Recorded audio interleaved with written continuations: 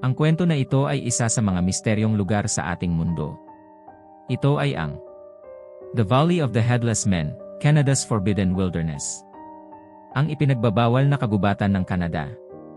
Sa kalagitnaan ng hindi nagagalaw na kagubatan ng Canada, malayo sa abot ng modernong sibilisasyon, matatagpuan ang Nahanni Valley, isang malawak na lupain ng likas na kagandahan.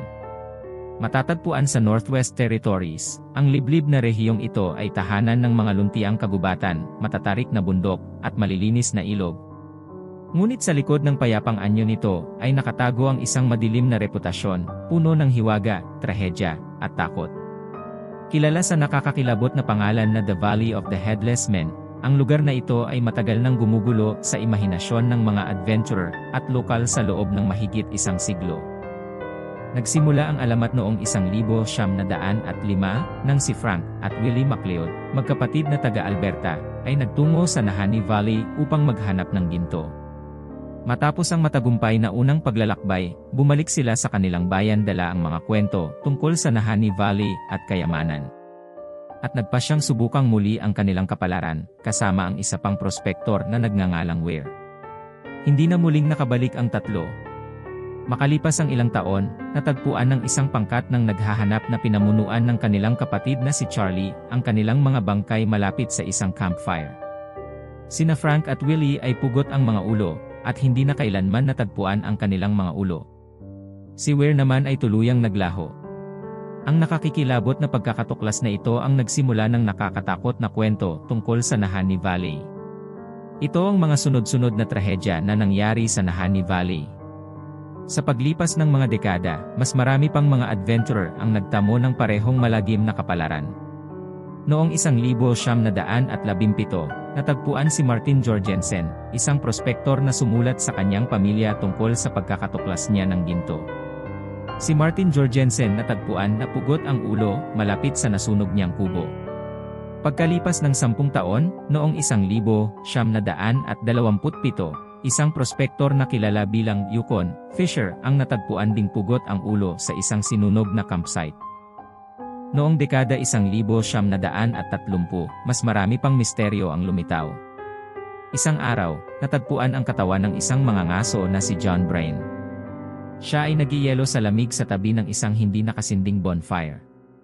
Hawak niya sa kanyang kamay ang isang hindi pa nasusunog na posporo, tila ba may balak siyang sindihan ang apoy, ngunit hindi niya nagawa.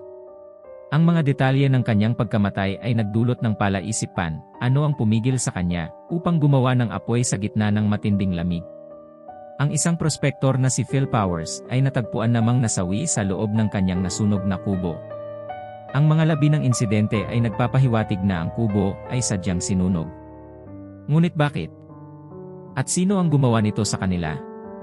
Sa kabila ng investigasyon, nanatiling walang malinaw na sagot. Hindi rin natapos ang mga trahedya. Noong 1945, natagpuan ang isang bangkay ng lalaki sa loob ng sleeping bag nito. Ang nakakagimbal ay pugot ang ulo nito, at hanggang ngayon ay walang makapagpaliwanag kung ano ang dahilan o kung sino ang may kagagawan nito. Ang sunod-sunod na mga trahedya, mga nasunog na kubo, mga nawawalang ulo, at mga nawalang kayamanan, ay nagbunsod ng mga kwento tungkol sa sumpa ng Nahanni Valley. May nagsasabing mayroong supernatural na puwersa na nagpoprotekta sa yaman ng lugar. Ang iba naman ay naniniwala na may isang tagapagbantay na mapanirang nagtatanggol sa mga lihim ng lugar. Isa sa mga pinaka-nakakakilabot na kwento ay tungkol kay Annie Laferte, isang babaeng naglakbay sa Nahanni Valley noong 1926 kasama ang isang grupo ng mga mangangaso. Sa unang bahagi ng kanilang ekspedisyon, tila normal ang lahat. Ngunit isang umaga, nagising ang kanyang mga kasama at natuklasang nawawala siya. Agad na sinimulan ang isang masinsinang paghahanap na tumagal ng ilang linggo. Wala silang makitang bakas ni Annie Laferte. Hanggang sa may isang mangangaso na nagbalita ng kakaibang tagpo. Ayon sa kanya, nakita niya si Annie, ngunit hindi na siya tulad ng dati. Siya ay nakahubad, may nakakatakot na titig na tila puno ng galit. At gumagalaw sa isang paraan na hindi pangkaraniwan. Gamit ang kanyang mga kamay at paa, siya ay tumatakbo paakyat sa isang matarik na bangin na parang isang mabangis na hayop. Ang tanong ay nananatili isang misteryo. Ano ang nangyari kay Annie? Ano ang nagdulot ng ganitong pagbabago sa kanya? At bakit tila nawalan siya ng katinuan sa gitna ng misteryosong Nahanni Valley? Ano sa tingin niyo ang nangyari kay Annie Laferte? Paki-comment below.